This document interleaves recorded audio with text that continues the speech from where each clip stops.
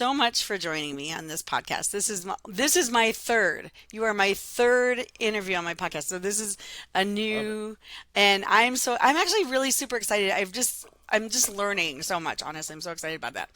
But it's so on my third podcast episode of Pluralicious AI Business Edition.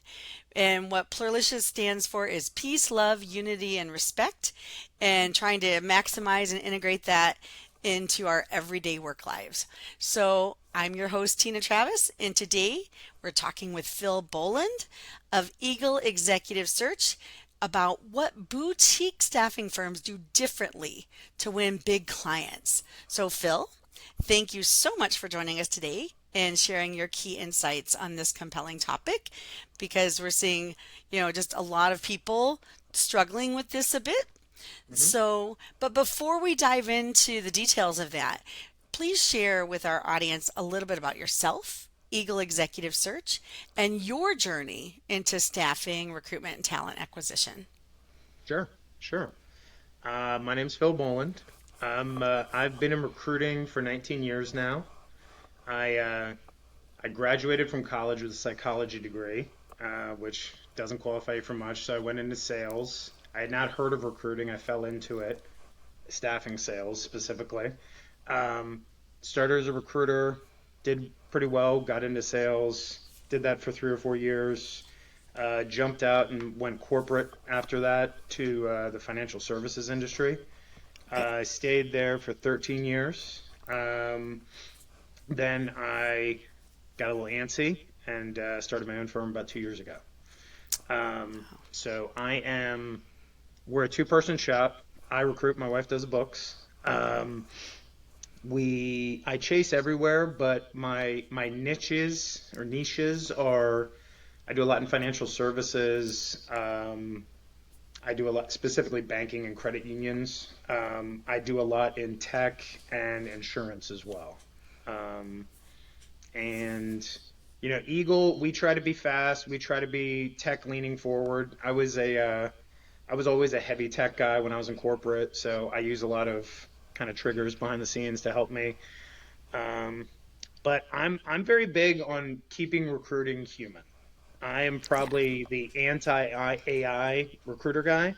Um, you can use it a lot, but I think people find people, and that's what I'm about. I love it. And as you can tell, even what we're here about too is like technology is an amazing tool, but how Hmm. do we stay sort of resonant, right? Of course. So, but let me ask you this. What in your mind, I mean, so you guys are relatively small, but what Hmm. defines a boutique staffing firm in today's market? Like, where's that line for you, or what are kind of the characteristics of what does it mean to be a boutique staffing firm today? That's a good question. I don't know. I mean, size is an element. Certainly, agility is an element of it. Um, I mean, if you're at a 10,000 person recruiting company, steering the ship a different way is going to take a couple years. I Hmm. can flip Hmm. tomorrow if I wanted to. Um, but yeah, I mean, I guess people that are kind of still crafting their brand, I guess, are more boutique and or in their more niche spaces. I don't know if I got a good answer for you, Tina. I think Well, there's a lot going on there. I think I think it evokes it kind of evokes different imagery for different people, right? Hmm. But I mean, just because like you mentioned it really well. I mean, being boutique means okay, I may be smaller, but that agility can be a competitive advantage. Like there's so many, it doesn't mean that there's like a discount to going, like there's not a lesser experience because a boutique experience. Oftentimes there's a better experience because of that. Sure. But that brings me to my next question. So, what how does a smaller firm compete with, like you're saying, like those national agencies and with the massive resources and the but Hmm. like how do you feel is like some of your competitive advantage? Like, Well, like there's resources can mean a lot of things. Like usually when I'm chasing, a client. It's usually for one job or a couple of jobs. I do mostly executive search, so director, VPC level.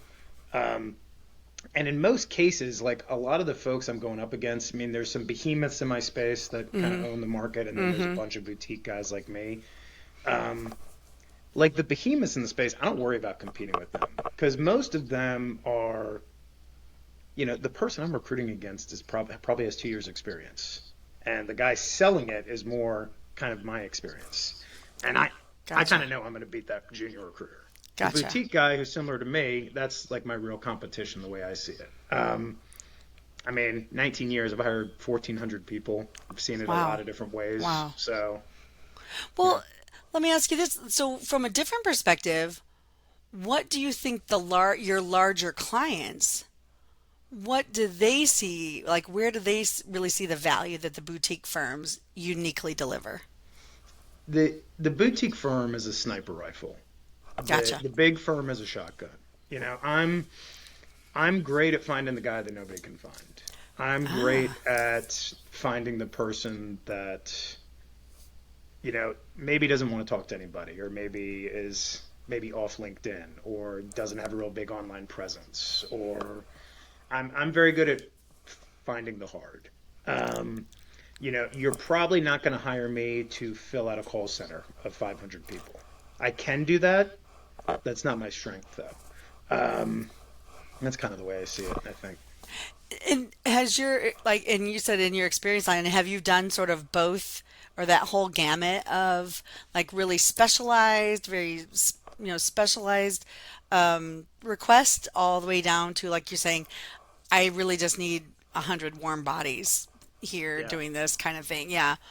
Yeah, I mean, I've done movers and security guards and cable techs and desktop guys to accountants to recruiters to lawyers to CFOs to all the way up the board. Yeah, the whole spectrum. Yeah, that's Hmm. and what insight that gives you such insight into all of those different, at least that breadth of insight into all of those different industries because you have had that such experience. That's awesome. Yeah. So when we think about strategy and differentiation and specifically in your from your experience, what are like maybe the top three things that boutique firms do differently that help them win like enterprise level contracts?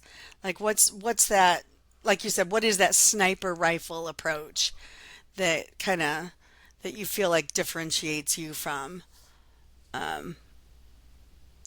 The for big for guys. those for the or to even get those enterprise level contracts so that that big client's going to call you to do the executive search maybe then for the you know Hmm. I need a bunch of QA people or whatever. Yep. Um, so a couple things on that. The first one, this might be a cop-out answer, but a big part is leverage your network. Okay. And everyone says that, but I'll explain like specifically what I mean. So when I started my company, you tell your mom, you tell your wife, you tell your friends, you tell your cousins, and but I didn't stop there.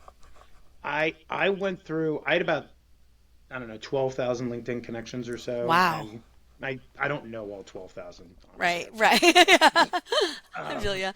but you know, I basically went the first month I was in business. I went through that whole list one by one by one, and I said, "Can this person help me?" Ever. And Wow. I sent him a note and said, "Hey, we worked together 6 years ago. I don't know if you remember me. You were always good people. Like, I'm doing this now. If you ever know anyone, I'd love to help them." And I probably sent 2,500 messages like that. It took a long time, but I got 4 clients that way, right out of the gate. Um, and clients I wouldn't have expected getting. My friend's wife knows someone at this company, and they're looking right now. You would vibe together. I wouldn't have found them. Um, that was big for me. People tend to think of their network like I have a cousin who's a big wig here, and my friend's dad does this. Like, it's not just them. It's Mhm. everybody. It's Mhm. everybody. like Mm-hmm. I try to think about it in the sense of like most people in my it's hard to cold call someone, convince them on the phone, and get the Yeah. enterprise contract, right? Yeah. That's there's not a lot of business happening that way anymore in my world at least. I think of it like I want a trillion mini sellers out there. I want my friend from 10 years ago who I haven't seen for a while when he's talking with his boss, when his boss brings up Headhunter, he's like, "Oh, my buddy from college does that. You know, do you want me to call him?" And just that's kind of the way I think about it. Little personal, this is what I do. You know, I'm not sending him my sales deck, but you know, Right. Right. that's You it. kind of like a desire to be top of mind associated with that with Yeah. that skill set or with that industry. And I think you bring up a good point, which is I don't know, I mean and again, like I don't know too many industries where like the whole cold calling thing is really effective because it's a Hmm. lot of effort for little return, and I think partly as we've transitioned into this sort of more uh, people want more of a personalized experience.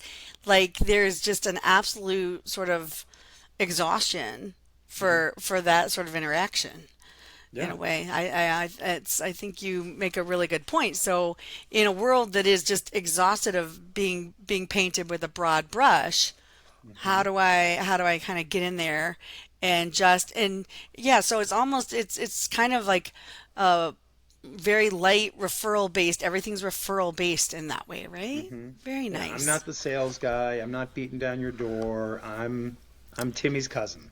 I'm, Gotcha. you know, I'm Billy's neighbor, you I know. yeah, yeah, Hmm. and that's and that's gonna dovetail nicely into our conversation. Then how do we start to integrate like the AI piece to that as well, right? Because that helps Hmm. us kind of how do we marry the fact that I want to have this very personalized experience with you, but I need to do it maybe a little more effectively and a little more Hmm. efficiently. Like you said, that took a long time to kind of sort through that. Is there a kind of a faster way to do it? And but so how do you think? So that's great. So that's good. That's how you kind of get your name out there, and that's amazing because it's Hmm. a lot of work. And I don't know. I think it's actually pretty brilliant, and it just resonates with people today. Because I think there's an exhaustion for Yeah. just like insert name here, like I don't need any more fake, you know. right, exactly, Yeah. exactly. So, but then how do you identify? And then because I noticed you said your niche is sort of like you're doing like, banks, banking, credit unions, finance side. Like how did you identify and position a niche that then starts to attract the right fit clients for you? Well, for me, it was kind of easy. Okay. After I left staffing, I went into financial services, and I did that 13 years. And that 13 years is all one company.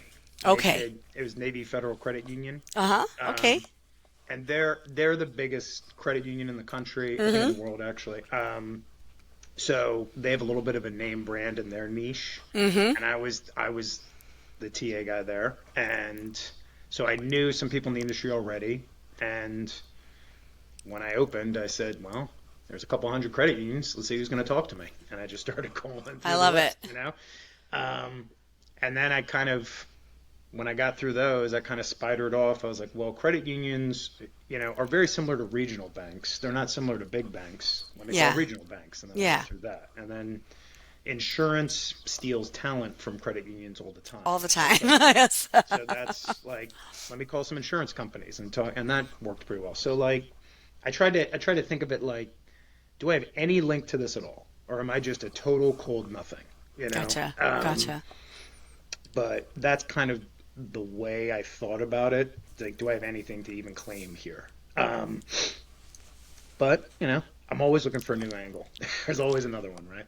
Well, I love it because I mean, so my next question, and I think you've just answered this in such a beautiful way. Like, it's in what ways do boutique firms use automation differently without losing the human touch?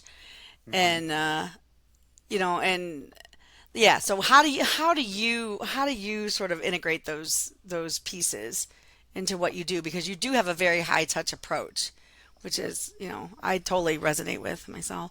So I've got this might sound a little creepy, but I'll say it anyway. So when you're in the executive search world, your candidate is who you are. Like they represent your brand, they represent you.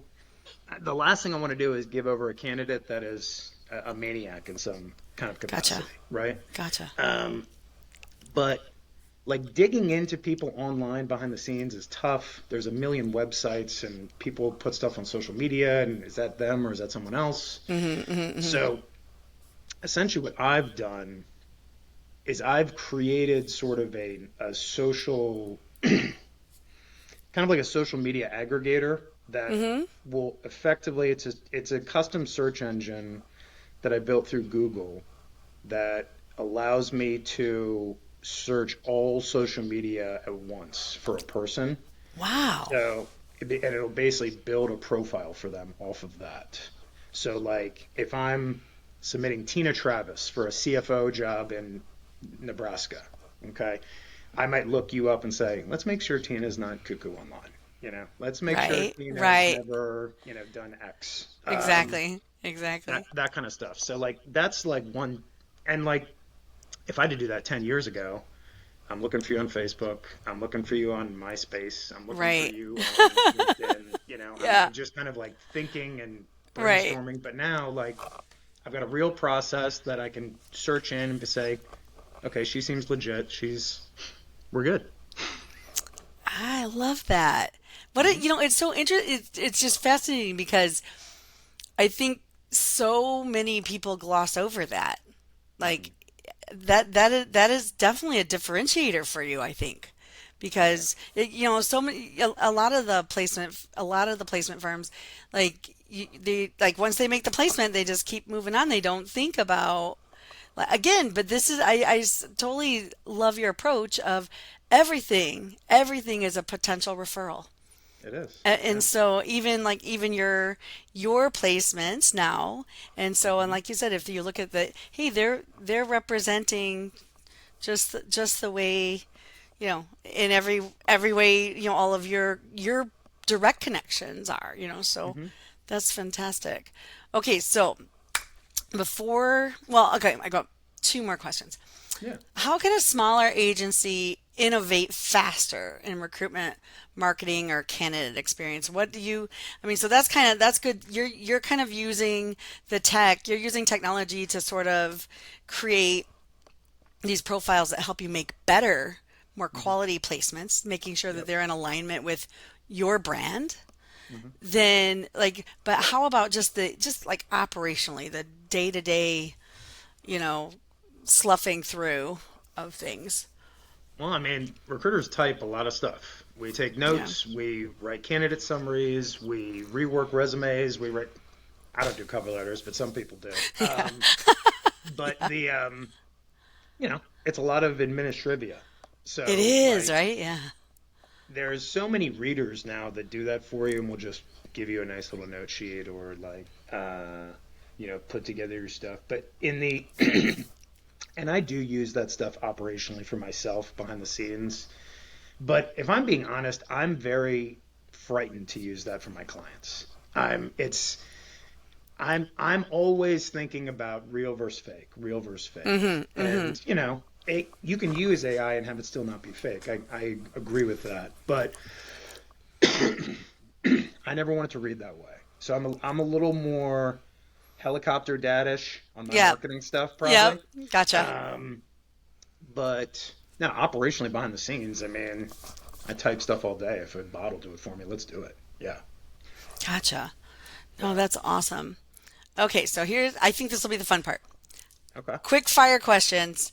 Just say the first thing that comes to mind and let's just get a little glimpse. Bring it. Best advice you ever got as a recruiter? Everyone lies. Oh, that's awesome. One thing you wish every new recruiter knew on day one.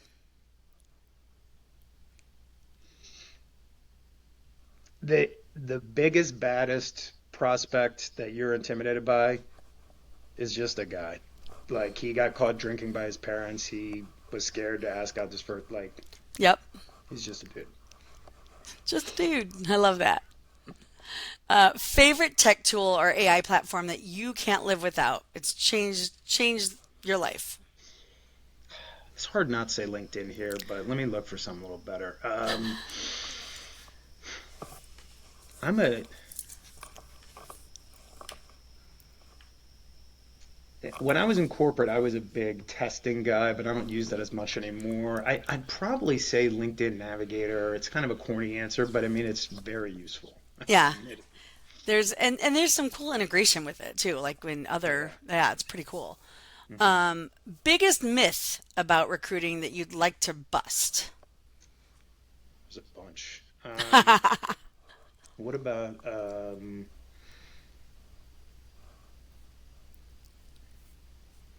your resume length? Your resume has to be one page. Your resume has to be 2 pages. If it's a, I've seen guys with I had a guy with a 16-page resume get a 300K job because he was a baller. Your resume doesn't matter. Your Who you are and what you do matters. I love that. Yeah. That's great advice.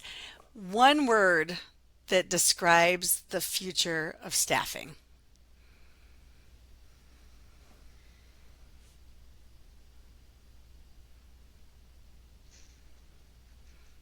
Compliant.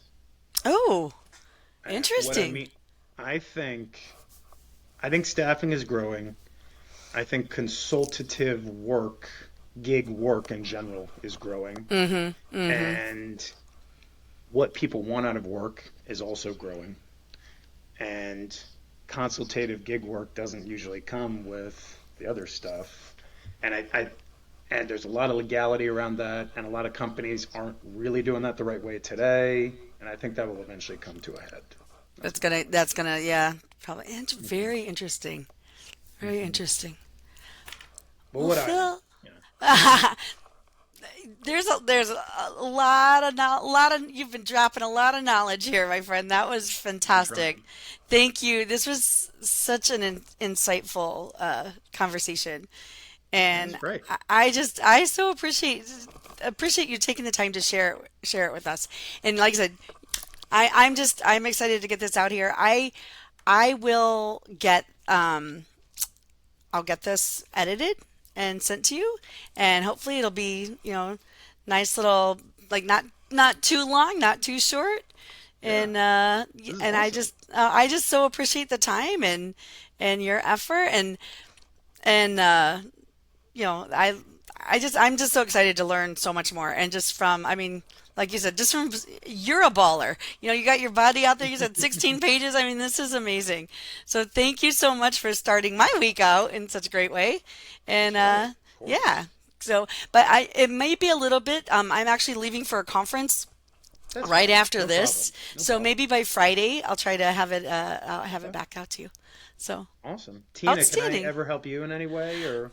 You never know, maybe, but thank you for asking. In the same, Okay. yeah, like it's I'm like you. It is it's just a small world, and you just never know. Like it's Yeah. pretty exciting actually when you see like somebody. You're like, gosh, that was just such. It seemed like such a, superficial conversation or superficial exchange, and then 4 years later, they're like end up, Yeah. someone super important in your experience. So Yeah. amazing. All right, Well, well, yeah. excellent. I was just gonna say, if you need help finding a guest, let me know. I got Oh, you. oh Yeah. my gosh, I would love that. Like I said, I'm having a ball with this. I am so grateful for this opportunity to do this. So, Sounds alrighty. great. Well, have a great day. Thank you so much, Phil. All Thanks a bunch, Tina. You right. have a good one. You too. Bye bye. Bye.